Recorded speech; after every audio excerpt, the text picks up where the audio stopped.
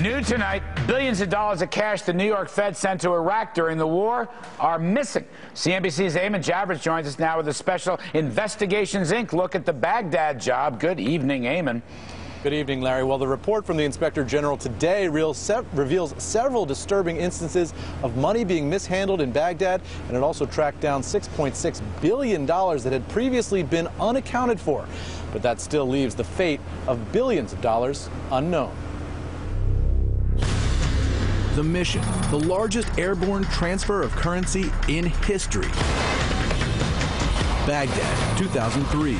Total chaos, bombing, looting, an economy on the brink. To restore the government, coalition forces needed cash, billions in cash. The enormous undertaking of moving all of those billions of dollars began right here at this heavily guarded New York Federal Reserve compound at 100 Orchard Street in East Rutherford, New Jersey. The money came from an account called the Development Fund for Iraq. Billions of dollars in Saddam Hussein's assets that had been frozen under various global sanctions regimes. A massive 363 tons packed onto unmarked trucks southbound on Route 17.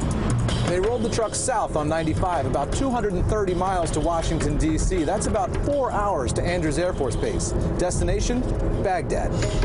Coalition Provisional Authority officials deposited the enormous pallets of plastic-wrapped cash inside the vaults of the Central Bank of Iraq. From there, Iraqis sent the money to regional banks and to the CPA itself to operate the fledgling government. But critics say the government was riddled with corruption. This at a time when all that cash was supposed to help stand up the Iraqi government and help win the war. Now it seems the money was so carelessly handled, no one knows just how much was misspent, embezzled, or flat out stolen. Former Congressman Chris Shays says he was stunned by how casually the money was handled during his visits to Iraq. I've never seen so much money. To go into a colonel's office and literally just in the corner, 2 big pallets of unbelievable amount of money. In a new report just released today, a special inspector general here in Washington says he's traced that money trail farther than ever before. He says he's found 3 occasions on which the money was mishandled at Baghdad Airport, including one situation in which the Iraqi Minister of Finance showed up at the airport in person and requisitioned $150 million from the pallets. The inspector general calls that very concerning. Pouring cash, hundreds of millions of dollars of cash, across a war zone is a foolish thing to do. It will bring out the lesser parts of certain people and lead them to criminal conduct. This man says he personally handled billions of dollars in cash in Iraq. He was responsible for delivering the money to the central bank, making him the last American official to see the cash. He agreed to talk to CNBC on the condition that we not show his face or use his last name. He also suggests that Iraqis were to blame. Do you think somebody stole it or stole a good portion of it? As in cash stolen? As in misappropriation of the funds? Absolutely, without a doubt. And do you know who it was? I'm sure that I have an idea, but I cannot name names. Why not? Well, I have wife and family, to worry about. But it wasn't just Iraqis.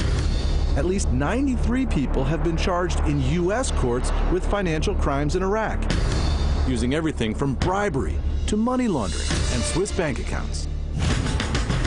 Back at the New York Fed, the value of the Iraqi accounts haven't gone down, they've gone up, flush with oil revenue. All told, the currency reserves and the remaining money in the Development Fund for Iraq now total more than $60 billion, according to the International Monetary Fund. And most of that is likely still held inside this secretive steel complex under the watchful eye of the New York Fed. It's impossible to know for sure, though. The New York Fed declined to comment about its client relationship with Iraq for this story. And one source familiar with the New York Fed and the Central Bank of Iraq tells CNBC that the money flights are still going on today, although on a much smaller scale than before. That's because Iraq still has a large appetite for physical U.S. dollars in circulation. But the difference is that today, the money goes by private air carrier instead of the U.S. Air Force, Larry.